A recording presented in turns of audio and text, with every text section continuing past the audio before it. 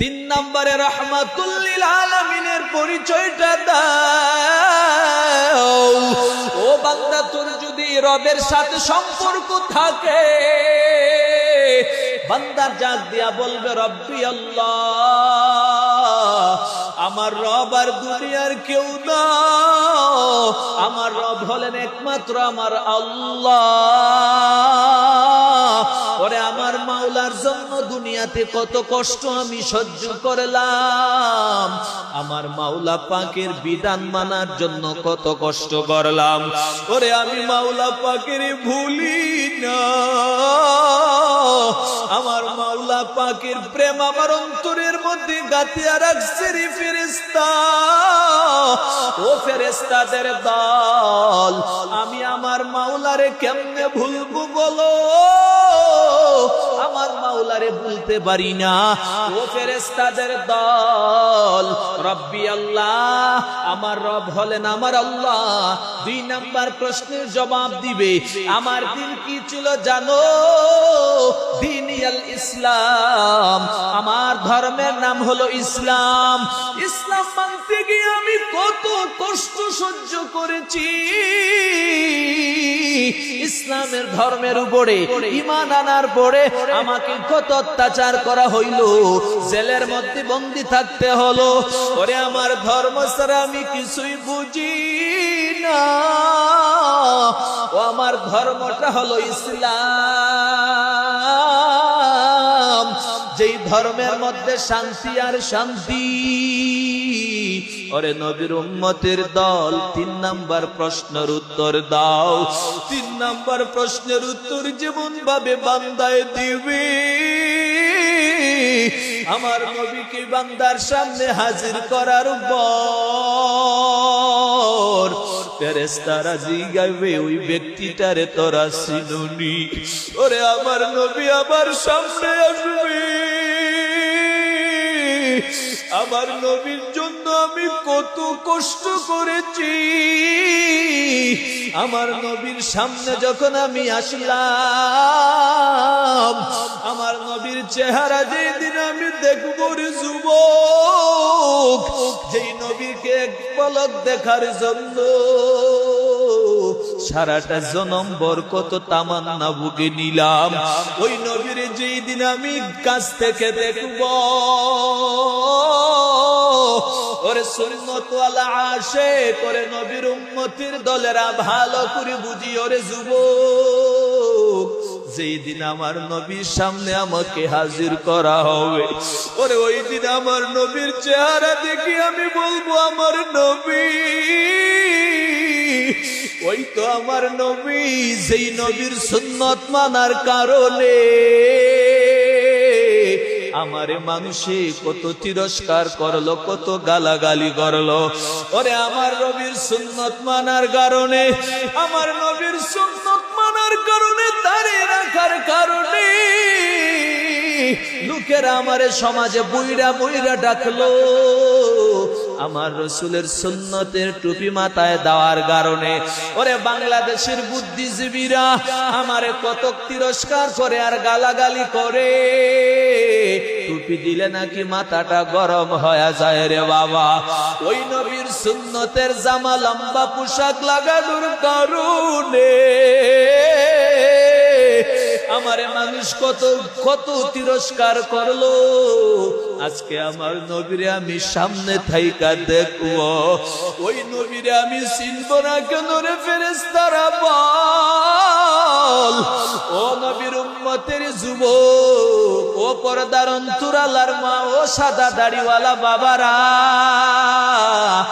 আমার নবীর কাছে যেই সময় আশিকের দেওয়া হবে, उल्फत में बराबर के अफा हो के जफा हो, हर चीज में लज्जत है अगर दिल में मजा हो, हर चीज में लज्जत है अगर दिल में मजा हो। दुनिया में हो दुनिया का तलबगार नहीं हो, दुनिया में हो दुनिया का तलबगार नहीं हो, बाजार से गुजर हो खरीदार नहीं हो, बाजार से गुजर हो खरीदार नहीं हो।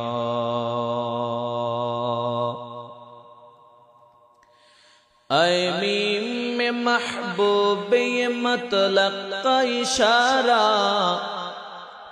ऐ मीम में महबूब ये मतलब का इशारा, फिर क्यों न हो महबूब खुदा नाम मोहम्मद, फिर क्यों न हो महबूब खुदा नाम मोहम्मद।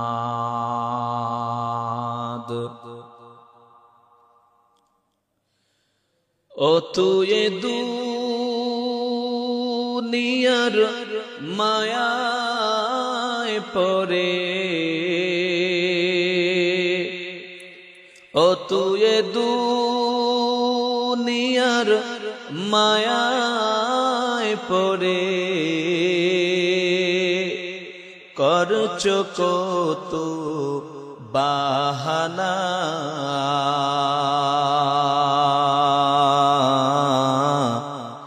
এই যে নয় তোরা আসল বাড়ি, কবর যে তোরা আসল ঠিকানা, এই যে নয় তোরা আসল বাড়ি, কবর যে তোরা আসল ঠিকানা। বাই ভেরাধার যারাই ছিল,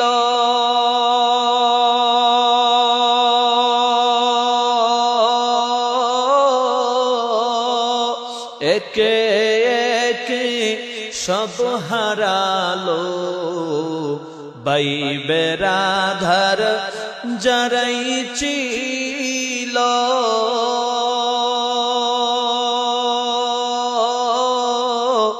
একে একে সব হারালো, তুমি আমি কেউ রব না, তুমি আমি কেউ রব না, দিতে হবে রাওয়ানা, এই যে নয় তোরা আসল বাড়ি, কবর যে তোরা আসল ঠিকানা, এই যে নয় তোরা আসল বাড়ি, কবর যে তোরা আসল ঠিকানা।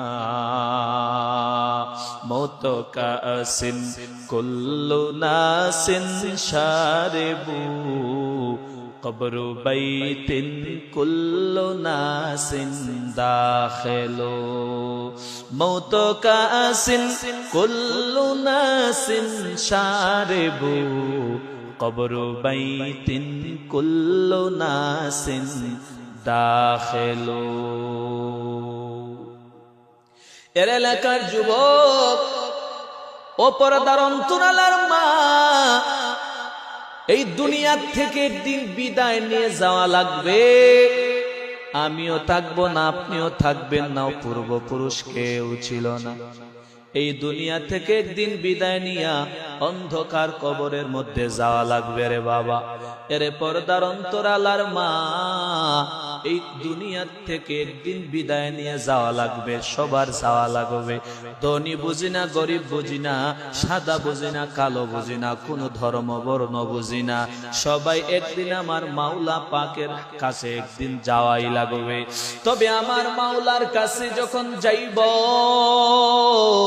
আমার মাওলার দরবারে যেই দিন যাওয়ার জন্য রেডি হয়ে যাব, পরে আমার কাঁধে যখন, আমার শরীরে যখন তিনটা পাতলা কাপড় যেদিন আমার শরীরের মধ্যে লেগে যাবে, পরে আমার শরীরে যখন তিনটা পাতলা সাদা কাফন আমার শরীরের মধ্যে জড়ে যাবে, আরে আমার শরীরের মধ্যে যখন তিনটা সাদা পাতলা কাফন দিয়ে এইভাবে প্যাকেটিং বানাইয়া অন্ধকার কবরের মধ্যে আমার যেই দিন রাখা হবে,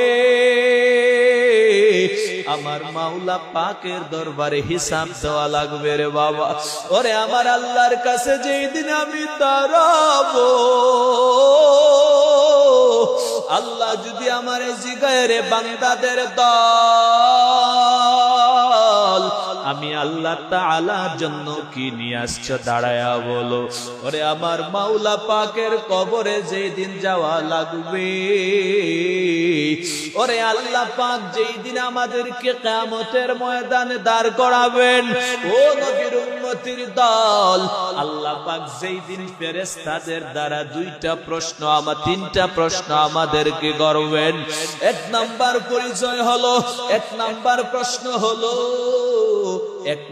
প্রশ্ন হলো তোমার রবের পরিচয় দাও, 2 নম্বরে ধর্মের পরিচয় দাও, 3 নম্বরে রাহমাতুল লিল আলামিনের পরিচয়টা দাও।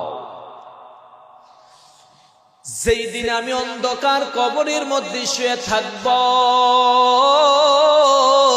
ওই দিন যেই দিন আমারে কবর থেকে আবার উঠানো হবে,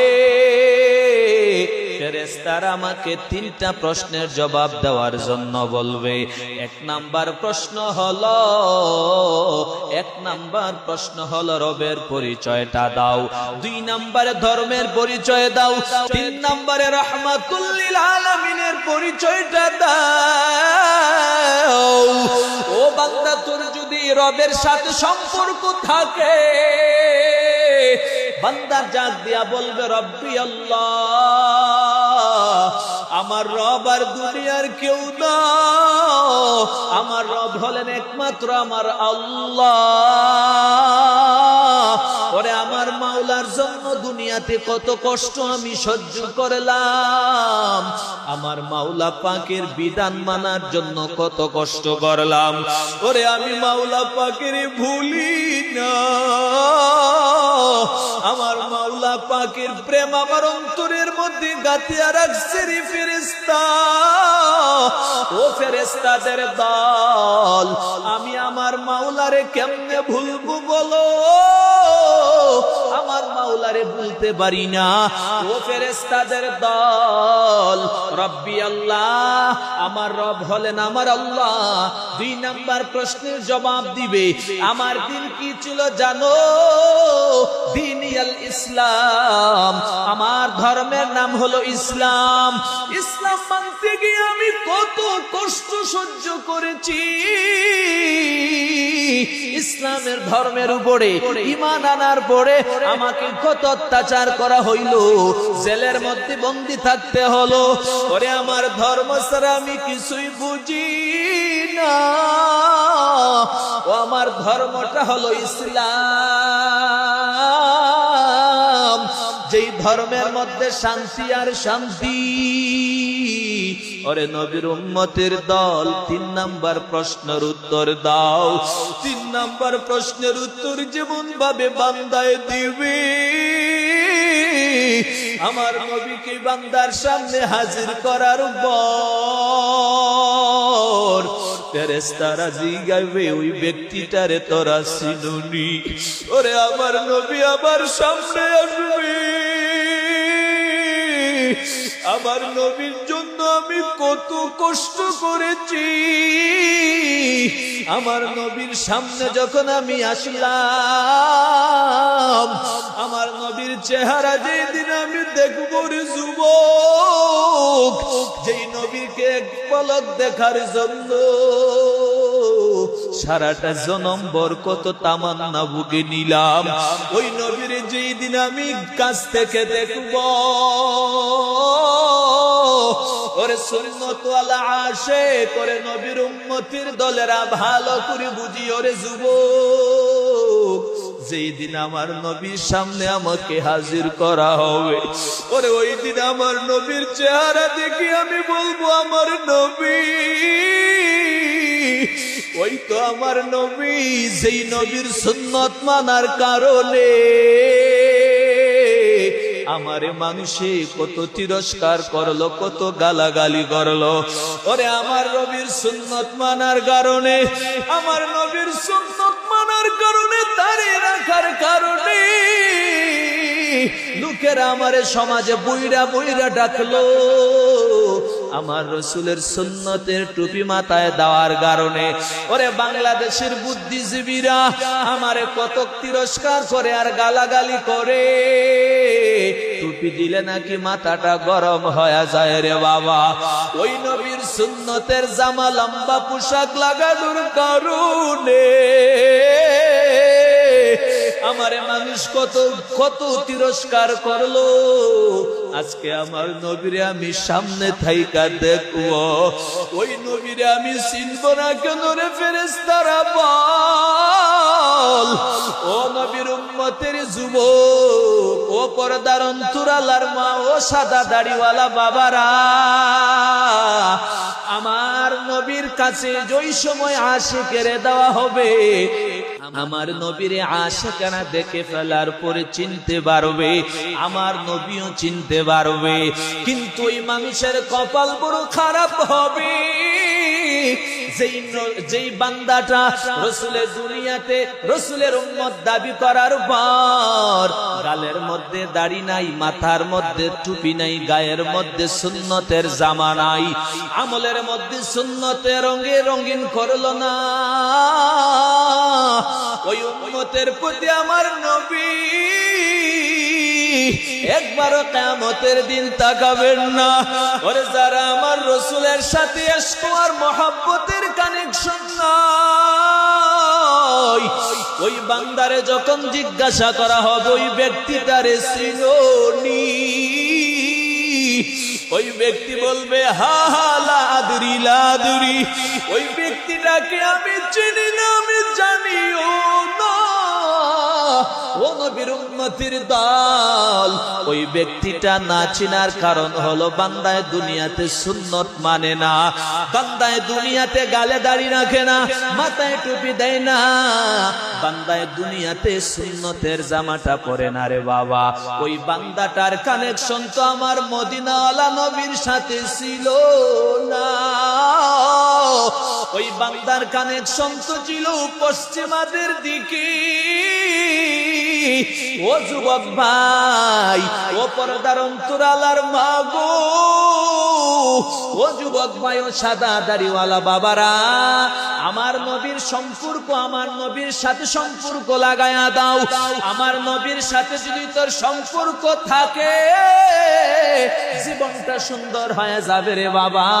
এ ভাই, আমার রসুলের সাথে যদি বান্দা তোমার সম্পর্কটা থাকিয়া থাকে, আমার নবী কিয়ামতের ময়দানে তোমার মতো উম্মতের ভুলবে না। এ সুন্নতওয়ালা আশিক ভাই, সুন্নত নিয়া নিয়া কবরের মধ্যে যাইও। আমার নবীর শাফাআত যদি পাইতে চাও, সুন্নত নিয়া এরপরে কবরে যাইও রে বাবারা। এর যুবক ভাই, আপনাদের জন্য বড় ভয় লাগে, আপনারা তো গালের মধ্যে কেমনে বেলেটটারে লাগায়া নবীর সুন্নতের জবাই করতেছো রে যুবক। একটু বলো কিয়ামতের ময়দানে আমার রাসূলের সামনে কেমনে দাঁড়াবা? আরে বাবা, কিয়ামতের ময়দানের করুণ অবস্থা। আম্মা জান আয়েশা সিদ্দিকা রাদিয়াল্লাহু তাআলা আনহা থেকে হাদিস পাওয়া যায়, আম্মা জান আয়েশাকে আমার নবী কান্দেন আর জানায়া দেন, ওরে আয়েশা, কিয়ামতের ময়দানের এমন কঠিন করুণ হালাত, ও আয়েশা, মানুষেরা এক আঙ্গুলের পায়ের উপরে ভর করিয়া 50,000 বছর এক আঙ্গুলের উপরে ভর দিয়া চলা লাগবে রে আয়েশা। তবে আমার উম্মতের জন্য আমি নবীর বড় ভয় হয়, আমার উম্মতের কি হালাত। আমার উম্মতেরা কিয়ামতের ময়দানে পাগলের মতো দৌড়াবে, তৃষ্ণায় কলিজা ফেটে চুরমার হয়ে যাবে। আমার উম্মতের ঘামের কারণে আমার আল্লাহ ওইদিকে সুরসুরে বলবেন, রে সূর্য, তোর শরীরের মধ্যে যত তাপ আছে আজকে ছেড়ে দাও, ছেড়ে দাও। আল্লাহর অর্ডার পাইয়া সূর্য যত তাপ আছে জমিনের মধ্যে ছেড়ে দিবে। সূর্যের তাপের কারণে কিয়ামতের ময়দানটা তামা হয়ে যাবে। আমার নবী বলেন, আমার উম্মতের জন্য আমার বড় ভয় হয়। আমার উম্মতের কি কঠিন হালত হবে। আমার নবী জানায়া দেয় তামা হয়ে যাবে, তামার মতো শক্ত হয়ে যাবে। আর সূর্যের তাপটা যখন মানুষের মাথার মধ্যে গিয়া লাগবে, বৈজ্ঞানিকরা ডাক দিয়া কয়, দুনিয়া থেকে 30 লক্ষ মাইল, 9 কোটি 30 লক্ষ মাইল উপরে সূর্য। দুনিয়ার থেকে 13 লক্ষ গুণ বড় হলো সূর্য। ওরে 9 কোটি 30 লক্ষ মাইলের উপরের সূর্যটা সেই দিন আমার মাওলায় মাথা 1 হাত 1.5 হাত উপরে আনিয়া দিবেন। ওই দিনের তাপ কেমন হবে বাবা বুঝিয়া নেও রে বাবারা। আমার আল্লাহর অর্ডার পাইয়া সূর্যটা যত তাপ আছে জমিনে ছেড়ে দিবে। সূর্যের তাপের কারণে জমিনটা হয়ে যাবে তামা। আর গুনাহগার উম্মতগুলি গলা কাটা মুরগির মতো ছটফট করে ফালা পাইবে। আল্লাহ বলবেন, এর সূর্য গুনাহগার উম্মতের মাথার মধ্যে নিয়া নাও। এ যুবক ভাই, পর্দার অন্তরালার মা, কিন্তু কিয়ামতের ময়দানে কিছু উম্মত আর কিছু বান্দাদেরকে আমার আল্লাহ দরে দরে হাউজে কাউসারের পানি পান করাইবেন। আমার আল্লাহ কিছু বান্দার কিয়ামতের ময়দানে কুদরতি হাতে বাসনি শুরু করে দিবেন। কুদরতি ভাবে বের করে কিয়ামতের ময়দানে রুদ্র থেকে বাঁচাইয়া আমার আল্লাহ কিছু যুবকদেরকে, ও যুবক ভাইরা, ও পর্দার অন্তরালার মারা, এ যুবক ভাই, আমার আল্লাহ কিয়ামতের ময়দানে কিছু যুবকদেরকে হাতে ধরে ধরে ধরে ধরে আল্লাহ পাক আরশে আজিমের নিচে জায়গা দিবেন। আর আল্লাহ বলবেন, আমার ওই বান্দাদেরকে কষ্ট দিও না। আমার ওই বান্দাগুলায় যদি কষ্ট পায়, আমি আল্লাহ তাআলা বরদাস্ত করতে পারবো না। আমার আল্লাহ তাআলা কিয়ামতের ময়দানে যুবকদেরকে, কিছু যুবকদেরকে আমার আল্লাহ এয়ার কন্ডিশনের ছায়া দেওয়া শুরু করবে। আর কিছু যুবকেরা গ্রামের কারণে হাত সাঁতার হয়ে যাবে, গলা পর্যন্ত পানি হয়ে যাবে। যুবকের কলিজা পর্যন্ত চুরে চুরমার হয়ে যাবে, ভেঙ্গে চুরমার হয়ে যাবে। এর যুবক, এখন কি আমার মাওলার মহব্বত অন্তরের মধ্যে ঢুকাও না। আমার মাওলার মহব্বত অন্তরের ভিতরে ঢুকাইয়া দুনিয়াতে যদি বান্দা তুমি চলে যাইতে পারো, আল্লাহ তাআলার মহব্বত নিয়ে যদি যাইতে পারো রে বাবারা, এ যুবক ভাই, তোমার মতো অনেক যুবক সন্তান জীবন দেয় কিন্তু দাড়িটারে কাটে না, জীবন দেয় 5 ওয়াক্ত নামাজ ছাড়ে না। তোমার মতো যুবক সন্তান জীবন দিয়া দেয়ের পরে 1 টাকা হারাম খায় না, জীবন দেয়ের পরে 1 টাকা হালাল খায় না, হালাল ছাড়া হারাম খায় না। তোমার মতো অনেক যুবক সন্তান আছে রে, আর্মি, পুলিশ, বিডিআরের চাকরি করে, কিন্তু 1 টাকাও জীবনে হারাম খায় না, গালের মধ্যে ব্যালেটটারে লাগায় না। কিন্তু তুমি আজকে কোন পথে হারতেছো রে যুবক? আল্লাহ পাক যৌবন দিলেন, যৌবনটার একটু কদর করিয়া নাও রে বাবা। করে আমার মাওলা পাকের মহব্বত নিয়ে যদি বান্দা সামনের দিকে আগায়া যাইতে পারো, আল্লাহ তাআলা ওই বান্দাদের জন্য সুসংবাদের আওয়াজ। আল্লাহ পাক বলেন ওয়াবাশশিরিল মুমিনিন, মুমিনদের জন্য সুসংবাদের আওয়াজ দিয়া আল্লাহ বলেন মুমিনদের জন্য এমন সুন্দর আমি জান্নাতটারে রাখলাম, যেই জান্নাতের ভিতরে মধুর নহর থাকবে, যেই জান্নাতের ভিতরে পানি আর দুধের নহর থাকবে। কিয়ামতের ময়দানে আল্লাহ তাআলা বান্দাকে এমন ভাবে পুরস্কার দিয়া দিবেন, ওরে কোন বান্দার যদি কপালটা খারাপ হয়, ওরে যেই বান্দার কপালটা হয়ে যাবে বড় খারাপ, যেই বান্দা রবের পরিচয়টারে দিতে পারবে না, যেই বান্দা ধর্মের পরিচয়টারে দিবে না, যেই বান্দার কপাল খারাপ থাকার কারণে আমার মদিনাওয়ালা নবীর চিনবে না, যেই বান্দা আমার রসুলকে চিনবে না, আল্লাহ ফেরেশতাদেরকে বলবেন ও ফেরেশতারা ওই বান্দারে ধরো আর শিকল লাগাও, ওই বান্দারে শিকলটারে লাগাইয়া ওই বান্দারে জাহান্নামের মধ্যে নিক্ষেপ করে দাও।